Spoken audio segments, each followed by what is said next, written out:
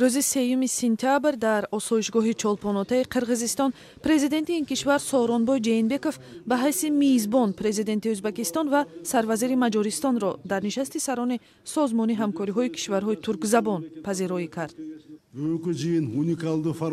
аз номи кишварҳои узв ман Президенти Узбекистон Шавкат Мирзиёев ва сарвазири Маҷористон Виктор Орбанро хайрамақдам мегӯям. мехоҳам аз тасмими вуруди дубораи ҷумҳурии Узбекистон ба шӯрои ҳамкории кишварҳои туркзабон қадрдонӣ кунам.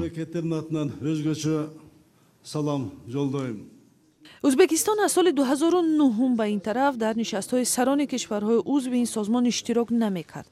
имсол президент Шавкат Мирзиёев ҳамроҳ бо раҳбарони Туркия, Қазоқистон ва Озарбойҷон, Раҷаб Тайип Ердуғон, Нурсултон Назарбоев, Илҳом Алиев дар ин нишаст ширкат варзид.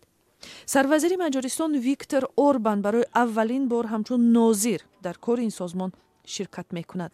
барои ширкат дар ин нишаст президенти ҷумҳурии Татористони Русия низ даъват шудааст.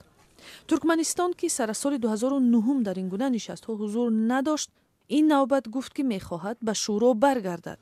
дар чаҳорчӯби нишаст раҳбарон аз муҷтамаи ёдгории нависандаи машҳури қирғиз Чингиз Айтматов зиёрат карданд.